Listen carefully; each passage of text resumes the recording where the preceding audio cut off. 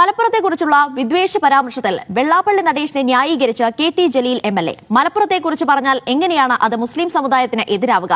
മുസ്ലിം ലീഗിൽ നിന്നുണ്ടായ തിക്താനുഭവമാണ് വെള്ളാപ്പള്ളിയുടെ പ്രസ്താവനയ്ക്ക് കാരണം. പരാമർശം മുസ്ലിങ്ങൾക്കെതിരാണ് എന്ന് വ്യാഖ്യാനിക്കുന്നത് മുസ്ലിം ലീഗ് ആണെന്നും അത് അപകടകരമാണെന്നും KT ജലീൽ മീഡിയ വണിനോട് പറഞ്ഞു. വെള്ളാപ്പള്ളി നടേശൻ ഒരു സംഘടനയുടെ നേതാവാണ്. അദ്ദേഹത്തിന് മുസ്ലിം ലീഗിൽ നിന്ന് അവർ ഭരിക്കുന്ന സമയത്ത് ഉണ്ടായിട്ടുള്ള തിക്താനുഭവങ്ങളെക്കുറിച്ചാണ് പറഞ്ഞത്. മലപ്പുറം എന്ന് പറഞ്ഞാൽ ഇവിടുത്തെ ഹിന്ദുക്കളും മുസ്ലിങ്ങളും എല്ലാം അടങ്ങുന്നതാണല്ലോ.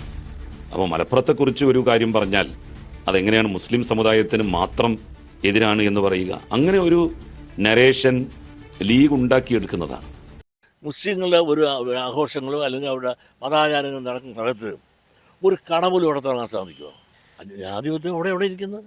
അവിടെ മതാധിപത്യമാണ്. അവരുടെ മതത്തെയും മതാചാരങ്ങൾക്കും അനിഷ്ഠിതമായി മാത്രമേ മറ്റുള്ള മതക്കാർക്കൂടെ ജീവിക്കാനും പ്രവർത്തിക്കാനും സാധിക്കൂ.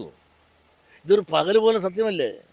നിങ്ങൾ പറയാനും ഇവിടെ ഒരു രാഷ്ട്രീയക്കാർക്ക് തൻ്റെ ഇടമില്ലല്ലോ, ധൈര്യമില്ലല്ലോ. ഈ ബാക്കിയുള്ള കുറ്റം എന്തിനാണ് പറയണത്?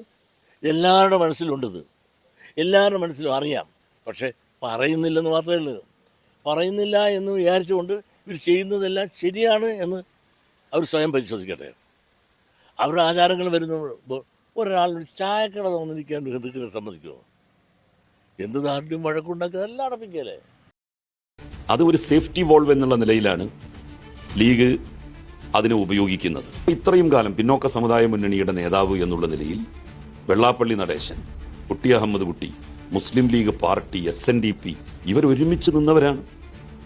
ആ ഘട്ടത്തിൽ നല്ല അനുഭവങ്ങൾ വെള്ളാപ്പള്ളിക്കുണ്ടാക്കി കൊടുക്കണം. എന്നാലേ അവർ നമ്മളെക്കുറിച്ച് നല്ലത് പറയുള്ളൂ. തിക്താനുഭവങ്ങൾ ഉണ്ടാക്കി കൊടുത്താൽ മോശമായിട്ടുള്ള കാര്യങ്ങൾ പറയും. അത്ര അതിനെ കണ്ടാൽ മതി. അത് യഥാർത്ഥത്തിൽ ലീഗിന്റെ പരാജയമായിട്ടാണ് ഞാൻ കാണുന്നത്.